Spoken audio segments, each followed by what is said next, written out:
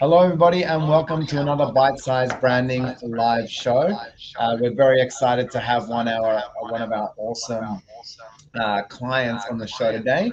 But before we launch into everything, while she's still getting her tech set up, um, Grant, as always, thank you very much for co-hosting the show. Thank you very much, Bernard, and welcome, Joanna. My name is Grant Tom, and I'm the head fireside of the marketing and advertising industry. And what that basically means is that for 35 years, I've had clients who've come to me with a view to get their ideas generated, and with the view to get those ideas generated, to turn them into value for themselves, for their clients, and even for their clients' clients.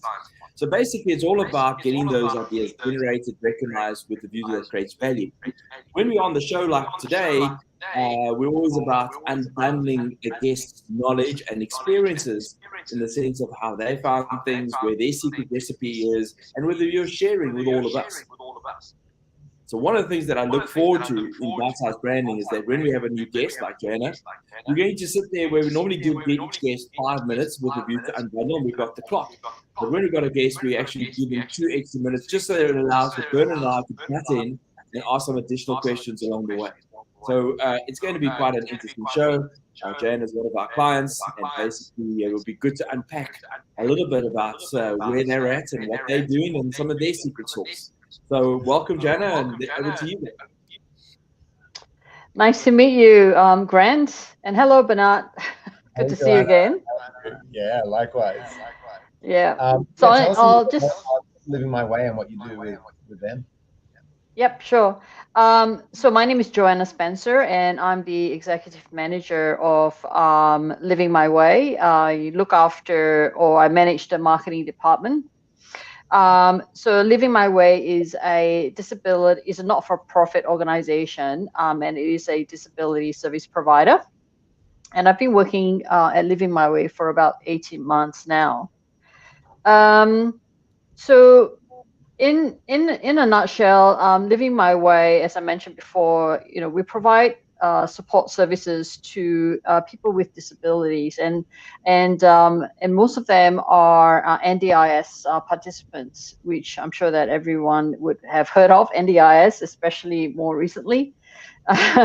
So, and the services that we provide them would be support work, support coordination, occupational therapy, as well as plan management.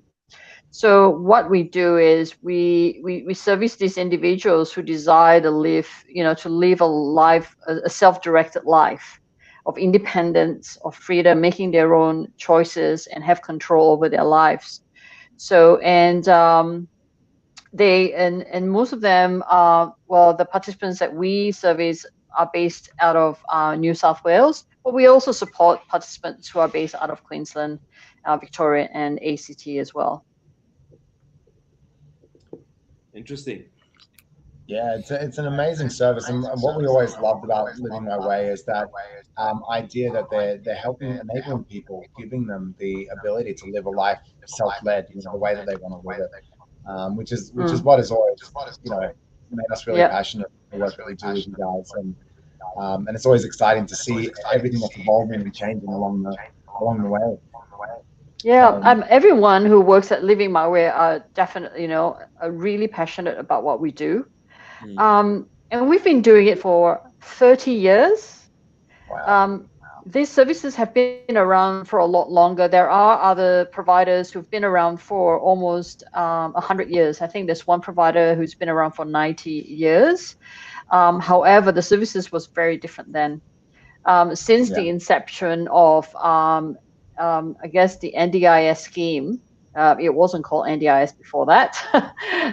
It was called allowance, the allowance scheme. But since the inception of the allowance scheme, the funding is being given to the participants to have that control over what, how, I guess, to decide on how the kind of care that they need so that they can live their life their way. Yeah.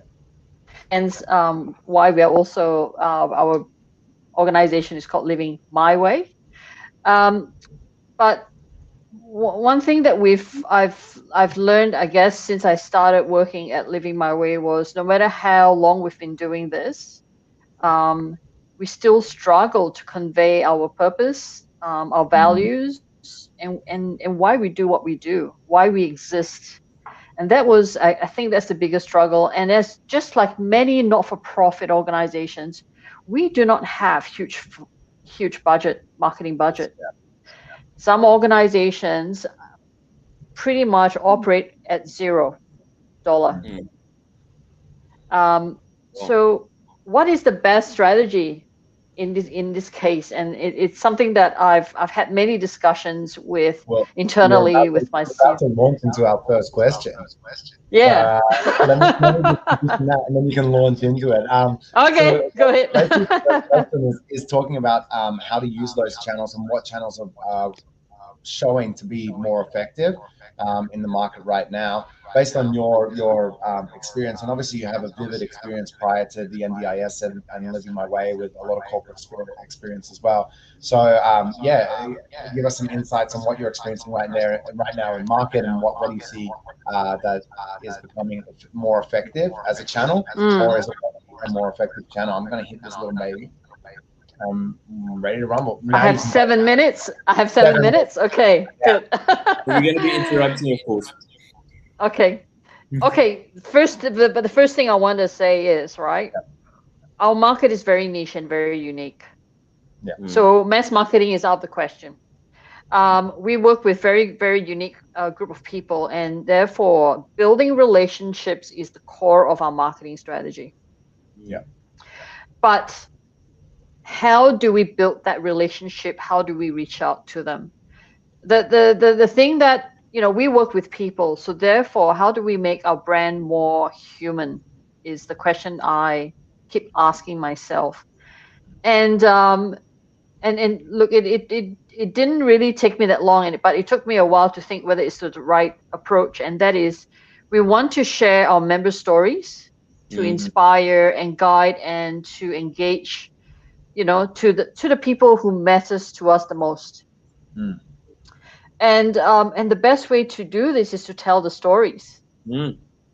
It's not about building clever marketing campaigns, colorful marketing campaigns with punchy lines. It's about sharing the stories and sharing their lives, the challenges that they've gone through, and the solutions they found, and learning from others and teaching, among within the community itself. And that's how we've discovered that a lot of the participants, a lot of the clients and our members learn to navigate their way through NDIS, through learning the solutions to how, so that they can live their life, they can get on with life. So storytelling was the thing that I was looking at. We have the channels available. We have social media. We have the internet. We have our website. And that was, in terms of delivery of those stories, we focus a lot on digital. Yeah. So in the last 18 months, and I know Bernard is very familiar, we've had many conversations about this, is how do we optimize the channels that we've got, and what do we need? What new channels do we need so that we can streamline our communication channels across? So that was the thing. We know exactly what our vehicle is, but what's important is the richness of the content. That makes a huge difference, because without that, the vehicle won't deliver, the message that we want it to say. So yeah, storytelling is something that I think all of us grew up hearing from, our uncles, our grandmothers, our father's friends, those stories we grow up, and how that became the foundation of our lives. It's the same thing with brands. And we've been sharing a lot of, we've just recently started sharing the video content now that we've been producing. Have you started to see an impact of that across those social channels, the interaction, the engagement? Definitely, we started to see engagement, and that's one of our goals from a business strategy perspective, is that we want to not just create brand awareness, but also to engage with people like us. People, I use this term a lot, people like us. So people in our industry, people who matters to us the most, who are the participants, as well as their carers, their guardians, people who are affected by the disabilities, not just those who have lived experiences, but also those who are, supporting them by their side. So, yep. So is your target audience? I find it fascinating that the target audience is in line with digital communication. Very much so. That is really fascinating how that came about, but at the same time that your opportunity of growth in the sense of enhancement of story gives you so much momentum. Yeah, it does. And do not underestimate the technology that is available now, and making it accessible to everyone, including people with disability. As a matter of fact, technology make their life so much easier in terms of how they run their business. Yeah. Many of them run their own business. As a matter of fact, we have a member who runs probably about 5 different businesses at the same time. Wow.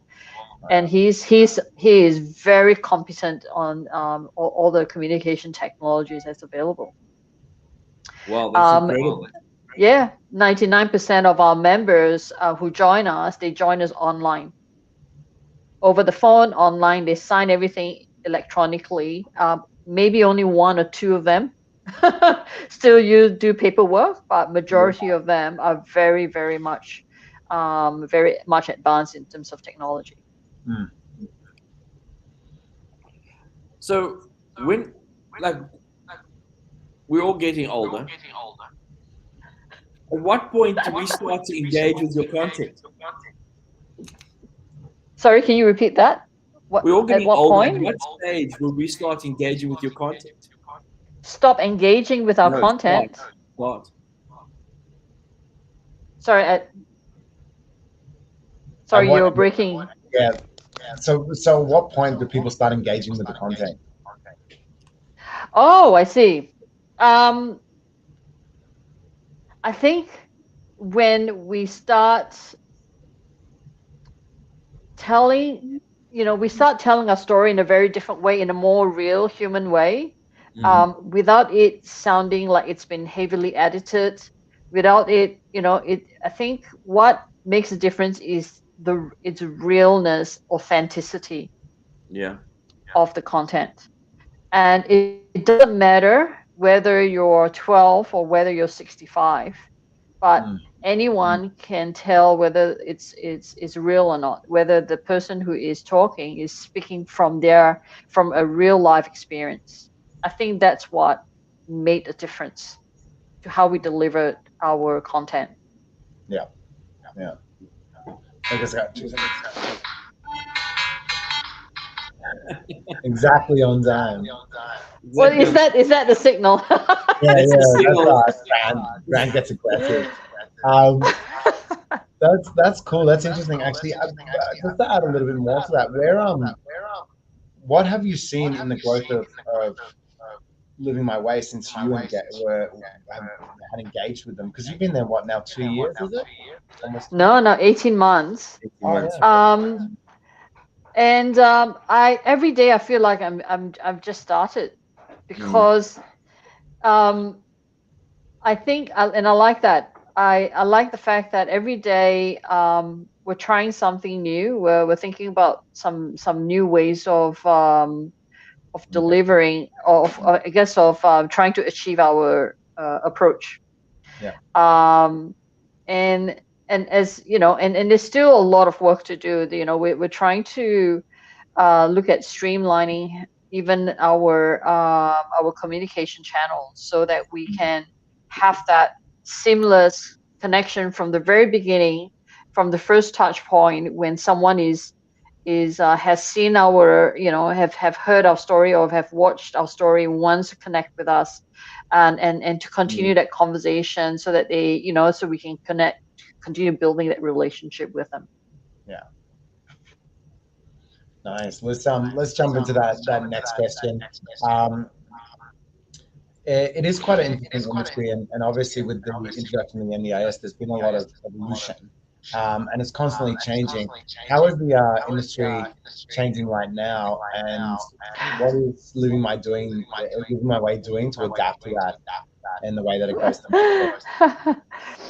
That's what we do. We adapt to it. We become more fluid. We have to become more agile. And that's the thing. We don't know what to expect. So I think what's important is to always be prepared, be 10 steps ahead of NDIS.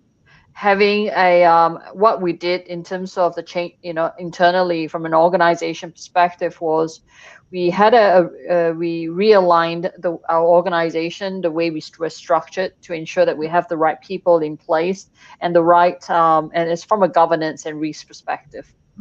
That's exactly what we did. And just to ensure that also that we don't double up, that we streamline. We work as a team, as one team, rather as separate departments.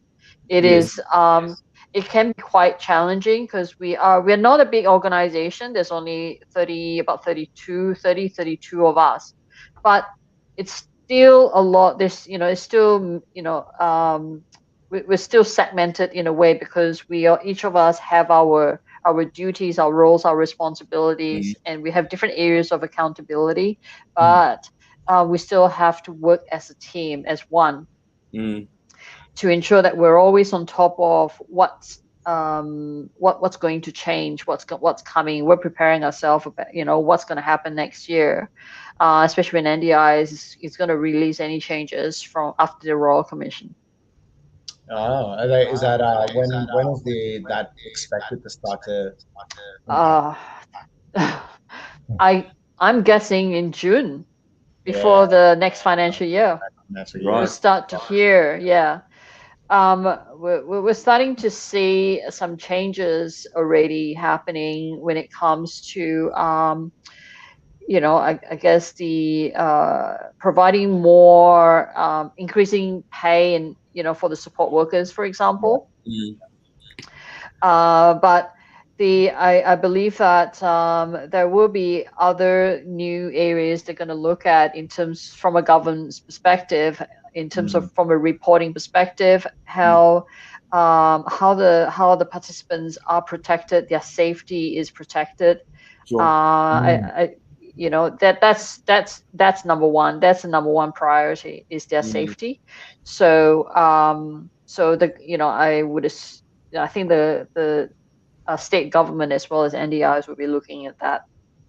So then would you be looking to communicate into market like that you're an ethical employer and that you're always. But like I said before, even my predecessors have done this, where we've done many campaigns, and we've done all types of contents, even through social media, and even before the internet existed. But it's always talking about, this is what we do, these are our values, these are our principles, but it hasn't really been delivered really as well as we had hoped. And that's why I say, I think the approach that we're going to try now is really about telling our story, letting our members tell our story. Letting the members tell the story. Everything, let the members tell the story. Let our workers tell their story as well, because it's their life that matters. So and that's how we think that is going to help us convey, our purpose, our values.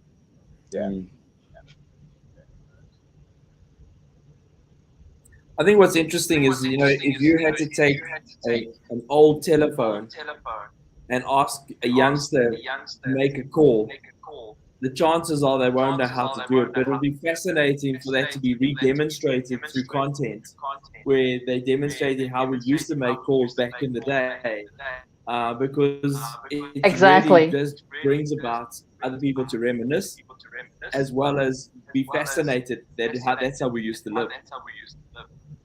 Well, exactly. It's all that. We can talk. We can talk about it, or we can write about it.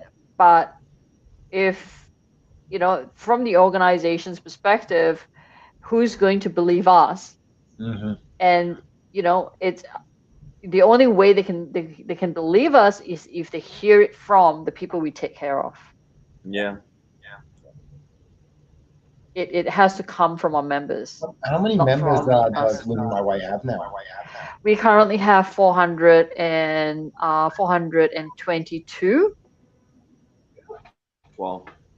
Yeah, and Wow. the That's number of some participants. growth. No, 422 is actually a good size because, like I said, it's a very Yeah. niche and unique market. There is literally NDIS can tell you how many people there are who are living with a type of disability. I mean, you're probably looking at a close up to 1.2 million all over Australia. Yeah. In New South Wales alone, I think there is I can't tell you the exact number, but we're probably looking at about 600,000. Don't quote me on that, but just around there. So never much. I think because a lot of them, are whether at home or are isolated from greater communities. It never really seems like there is that much interaction. But then when you start to see the numbers and hear the numbers, you're like, wow, this actually does impact a lot of people's lives and their ability to Yep. live the way they want to. Correct. And there are many, and bear in mind the competition is actually also very high. There are many service providers Yep. available in one suburb alone. You can probably find about 30 of them. But the services are not the same for each one of them. There are some standard services that is required. I think that's the main thing is support workers. But there are also other services like occupational therapy as well as physio, speech therapy. He's so violent, eh? Look at him, he's just like. Well, I've got such a small window. I don't know where it is. I've got to try and work out.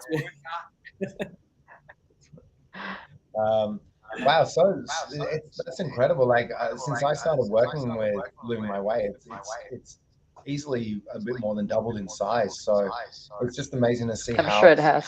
it just keeps growing and keeps going and keeps going, and how its impact is so positive on the people that are within it. And if anyone hasn't seen the video content yet or doesn't follow the channel, get on there. Like there's some amazing stories about people changing their lives or changing the lives of their families by having access to the NDIS. So it's an amazing scheme, and it really does do a lot for a lot of people. It does. Together as well. It does. The one thing I want to say is that people shouldn't forget why NDIS exists.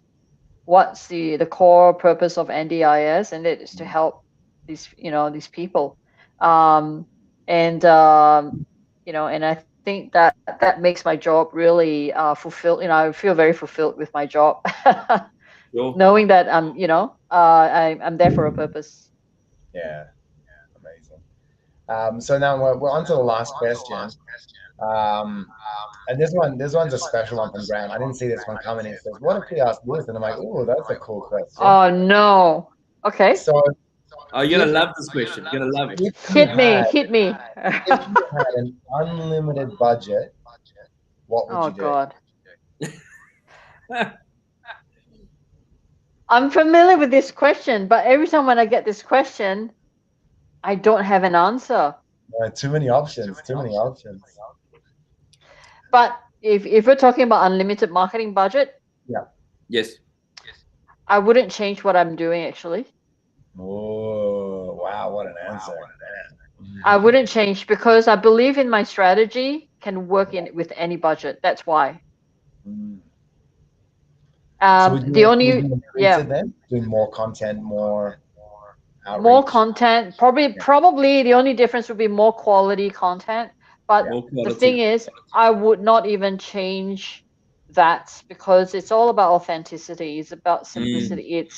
I would prefer, if anyone, I'll use my budget to buy to buy all our members a you know, a brand new mobile phone that has got a fantastic video camera, so they can take their own videos Good and answer. blogs and send it to me. That's what I'll do. That's a pretty good plan. I like that strategy. I'm sure they would appreciate too. Yeah. I think there's so much that you could do. I think you could quite easily take all your visuals and morph them into visuals or into the brand. I think you can get conversations. You can take people on journeys. You can. I think Yeah. there's so much that you could really do on an unlimited budget within the framework of what you've created. Correct. Yes. You know, be great. You know, be great. Is like creating like a store or something. And then maybe even having like a physical pop-up where people could then buy and interact with creators who are in the NDIS space. So like I know you have a participant that's writing a book. It'd be great for him to be able to feature that book and people can come and then experience, you know, one-on-one with that participant, you know. That would be kind of cool, like taking it outside of the home now and actually bringing it front and center in front of people.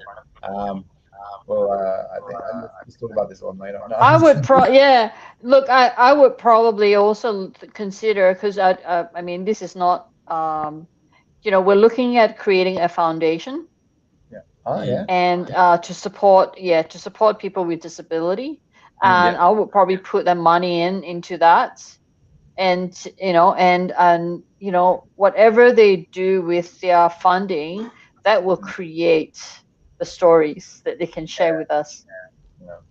I think you were talking about as part of that as well, the foundation, was it looking at like a scholarship type program as well? Was there something along those lines that it's yeah, a few. I think I don't have the details with me, but and I can't really talk about it too much yet, but Sure.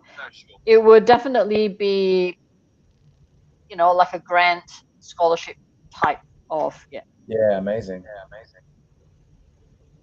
The grant name is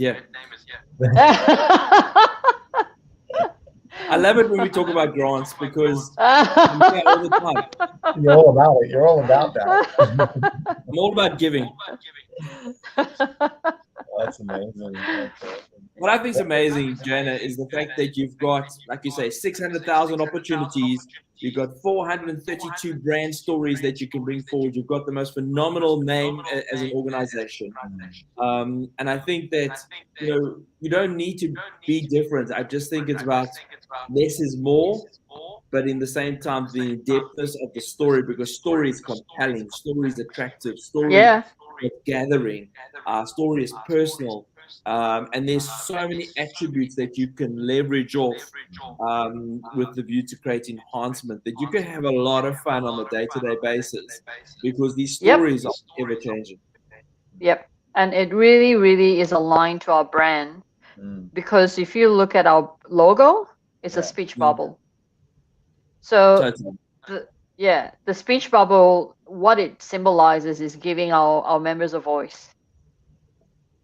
And we talk a lot about that, about giving our members a voice, building a platform for them so they can talk about their lives, about their opinions. I've met many of them. They're intellectual people.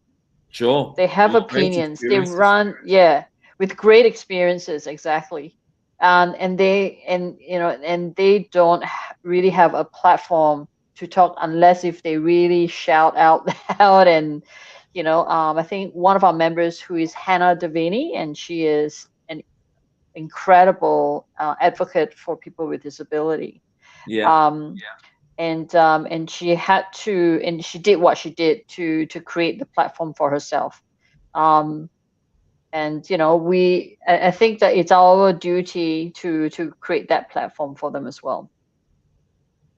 I also love the idea when you talk about some people are motivated to start businesses even at that stage and use the technology with the view to create business. I think that is really freedom in the sense of living your way, living my way in the sense of the brand, but living their way in the sense of their dreams. I still think that's phenomenal. Yeah. Yep. There is no such thing as I can't do. It's how can I do this? Yeah. It's Sure. finding the solution for them, and we've done that for.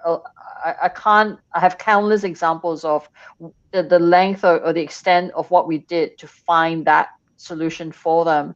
I think we have 2 videos.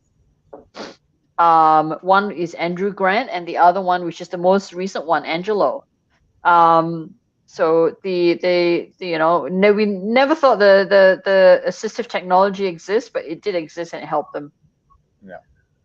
Brilliant. Yeah. So for a member to tell us that, oh, I can cook again, that's all we need to hear. Or I can drive again.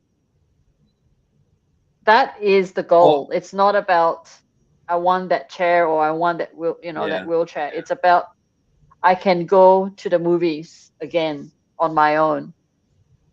Also, that I have a role still to play. Correct. I think it's a very valuable service. Very, very valuable. Yeah. Well, you know what? I think this is like a very apt timing for this particular show. It's our last show just before Christmas, which is a time of giving, and it's just honestly, it's such a pleasure to work with you, Joanna, and work with Living My Way. The brand is just so phenomenal, and what we're building is just keeps growing and growing and growing and becoming more and more deep and meaningful and fulfilling for the people who are a part of this whole network. I don't know what we're going to do next year, but I think we're just going to keep blowing it out of the water and hopefully bring some more awareness and support more people in getting back to or creating the life that they want to. Yeah. And look, I mean, we've been working together for 18 months, and I have to say that you always do what you can to help us. Bernard has gone extra miles for us before, so and we really appreciate that. It's well worth it. That is going to be the legacy. It is well worth it. There is not a lack of investment here in the sense that it will definitely come back and count for more. And it's a lot of fun. It's a lot of fun. Like, I think the one thing actually that we didn't mention before is that diversity is something that's really big around what we do with Living My Way. Check this little message out from John. Isn't this adorable? Look at there we go. What a man. Thank you, John. Diversity in the channels that we use. So yes, we are supporting the social media channels, and we are producing content. We've got email content that's going out, but also always looking at alternative channels for getting the message out. So how do we get the right information into the right people's hands so they have what they need to facilitate whatever the next stage is in their journey? And I think because of that, that's why there has been this continued expansion of Living My Way. And when I first joined, there was around 100. Like when I first started interacting with Living My Way, which is about 5 years ago now, there was around 120 members. So to see it come to 420, it's grown 4 times. Yeah, when I started, we had 319. Yeah. Right, that's it. 100 or more. So we've grown. What is your capacity, Jenna? What would you say is the capacity? You're at 432. Where's the capacity? How much more well, that's the challenge that we have. The capacity is really dependent on the resources that we can get. So there is a global shortage of support workers at the moment. So it's not just Australia; it's all over the world. I've spoken to peers, in Southeast Asia as well as in Europe and America. Everyone is going through exactly the same. And I think COVID did play a very big role in that, in terms of support work, because and funny enough, a lot of the support work is aligned, and it does come from migration. Yeah. So there are skill sets that's readily available from from overseas, and if they're not here in Australia, then we don't have that support. And that's what we kind of noticed that was happening over the last 2 years. Well, actually, it was almost 3 years, right? Yeah, almost.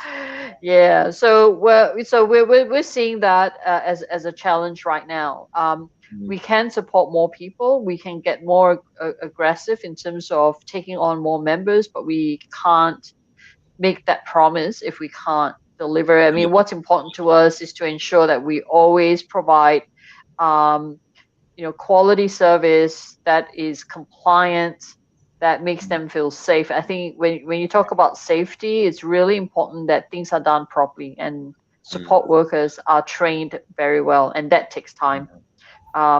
So it's about so we are actually heavily recruiting support workers right now, but to find quality support workers, that takes time. Yeah. And then there's training as well. And there's training, there's ongoing training, and there's always some changes, in our policies, as well as some changes around the rules, NDIS rules. So we have to follow them, but we learn as well from whatever mistakes that has happened. We learn from it, and then we improve ourselves as we go. So it's ongoing training. Fantastic. Amazing, Joe. Yeah. Thank you so much for just sharing with everybody and coming on the show. And it's such an exciting journey that we're on, and it's going to keep going, and we're going to keep going. So looking forward to next year. We're going to go bigger, better, more, everything. Yeah. Crazy. So keep an eye out for Living My Way. Keep an eye out for the content. It's phenomenal content if you haven't already seen it. Joe, thank you so much for joining us. Grant, as always, thanks for jumping on the show. Thank you. I won't forget. Do you want to do a wrap before we close? I've got to do the wrap. So first of all, Joanna, I think you're a great inspiration. Thank you. Bernard, I think with all your yards that you've gone, I think you're going to come back in heaps and bounds. But I think that what I learned today was there was a lot of education. And for me, this edutainment that we've just experienced for the last hour is very much of a correlation to what the Living My brand is all about. And I look forward to following it. I look forward to relating to it. And I look forward to be part of it one day. So until then. Me too. I like how Grant just adjusted the name to Living My Brand. Living My Brand. Living My Brand. Jeez. Awesome. For everyone that's tuned in today, thank you very much for joining us. Please like, comment, and share. If you have any guests you'd like us to feature next year, we're super excited to have a bunch of new people on the show. How many shows do we have a year? 26 shows a year. So I'm sure somebody has somebody that they would like to see on the show.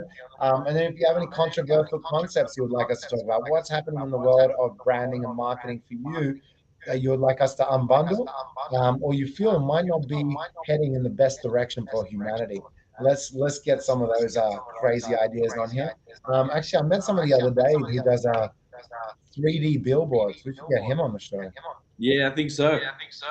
Awesome. And until then, so Janice, don't go anywhere. Just hang back, okay? But Bernard, bring the show home. Awesome, everybody. Okay. Merry Christmas. Have a phenomenal holiday break, and we'll catch you all in the new year. Thank you very much, everyone, for tuning into Bite Size Branding for the whole year, and look forward to another great year with everyone. Thank you, Grant. Thank you, Joe, and we'll see everyone in the new year.